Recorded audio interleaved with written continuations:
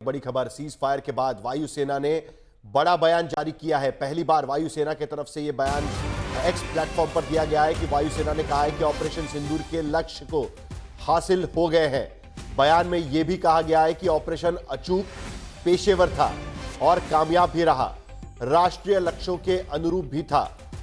वायुसेना ने बताया है कि अभी कई ऑपरेशन अभी भी जारी है। एक बार फिर आपको बता दें, वायुसेना ने कहा है कि जो ऑपरेशन था वो कामयाब रहा, अचूक रहा और उसके साथ साथ पेशेवर भी था। राष्ट्रीय लक्ष्यों के अनुरूप ऑपरेशन किया गया, लेकिन सबसे बड़ी बात, अभी कई ऑपरेशन जारी है। वायुसेना की तरफ से एक्स प्लेटफॉर्म पर यह स्टेटमेंट अभी थोड़ी देर पहले दिया गया है। आगे वायुसेना क्या करेगी उसको लेकर शायद इसके बारे में ब्रीफिंग भी हो सकती है। थोड़ी देर पहले मंजीत नेगी हमारे संवाददाता इसके बारे में जानकारी दे रहे थे।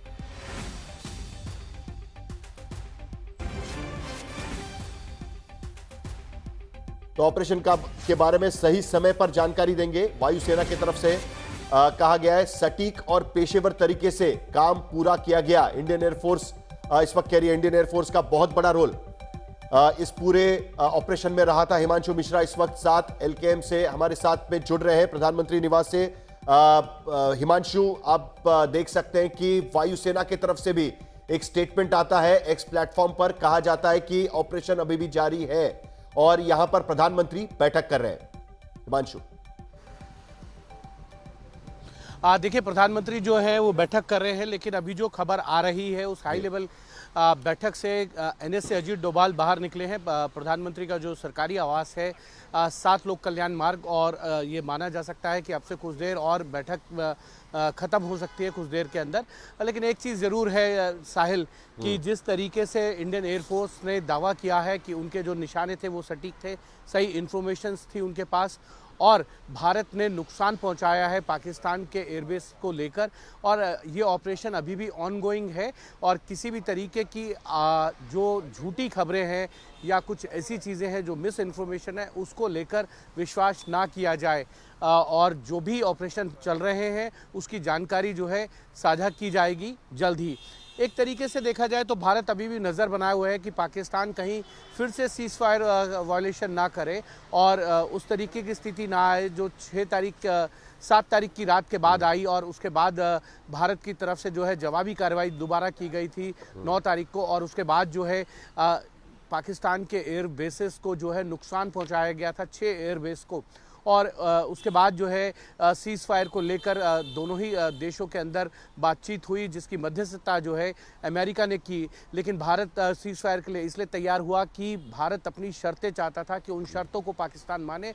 पाकिस्तान ने उन शर्तों को मान लिया, जिसमें यह कहा गया कि अगर अगली बार जो है किसी तरीके का आतंकी हमला होगा तो उसको युद्ध की तरह से देखा जाएगा, और उसका जवाब भी जो है वो युद्ध स्तर पर ही दिया जाएगा। और उसके साथ साथ जो भारत ने डिप्लोमेटिक कदम उठाए थे पाकिस्तान के खिलाफ 5, जिसमें इंडस वाटर ट्रीटी और उनके नागरिकों को वीज़ा जो नहीं देने का प्रोविज़न था, और भारत और पाकिस्तान के अंदर जो उच्च आयोग हैं उनको बंद करने का फैसला लिया गया था, वो फैसला अभी भी जो है जारी है। और फॉरेन ट्रेड पॉलिसी के तहत जो इंपोर्ट और एक्सपोर्ट को पाकिस्तान के साथ बंद किया गया, पोर्ट सर्विसेज को बंद किया गया, डाक सर्विसेज को जो बंद किया है वो अभी भी जारी है। और भारत अभी भी इस बात भारत ने सिर्फ सीज फायर की घोषणा को मंजूर किया है, लेकिन अभी भी बाकी सारी चीजें जारी है। मंजीत नेगी भी इस वक्त हमारे साथ में, अशोक सिंघल भी हमारे साथ जुड़ रहे हैं।